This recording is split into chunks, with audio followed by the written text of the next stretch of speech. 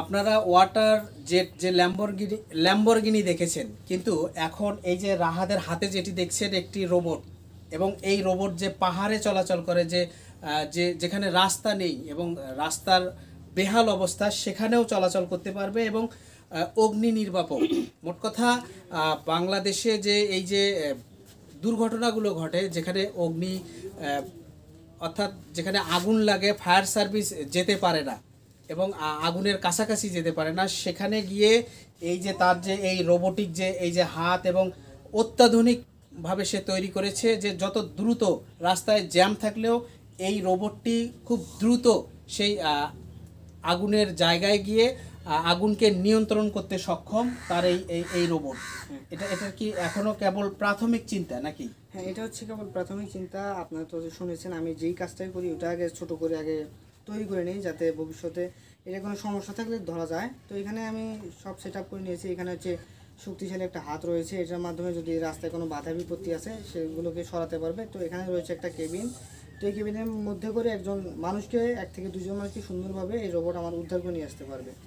তো এই রোবট আবার দেখা যায় অনেক ক্ষেত্রে অনেক নিচু বিল্ডিং আছে, ওই ক্ষেত্রে আমার রোবট এইখানে এইভাবে বসতেও পারবে, এমনকি উঠতেও পারবে। এটা হচ্ছে সম্পূর্ণ মোবাইলের মাধ্যমে চলবে।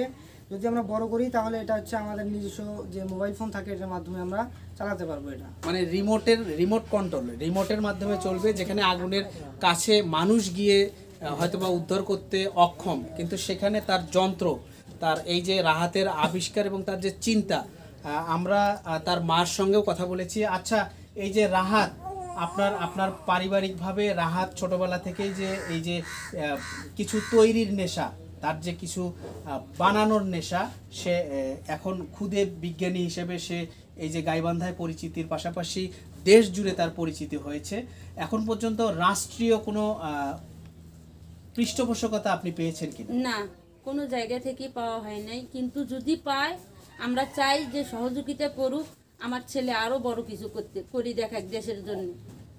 তো যদি রাহাতের যে চিন্তা চেতনা, রাহাত দেশকে দিতে চায়, কিন্তু দেশের যারা এখন দায়িত্বশীল জায়গায় রয়েছেন তাদেরও উচিত এই রাহাতের দিকে দৃষ্টি দেওয়া এবং রাহাতের যে কল্পনা, তার যে চিন্তা, তার যে হৃদয়ে তার যে আবিষ্কারগুলো, সেগুলোকে যেন কাজে লাগিয়ে বাংলাদেশকে রাহাত যেমন দিতে চায়, বাংলাদেশের দায়িত্বশীলদেরও উচিত রাহাতের দিকে সহযোগিতার হাত বাড়িয়ে দেয়া।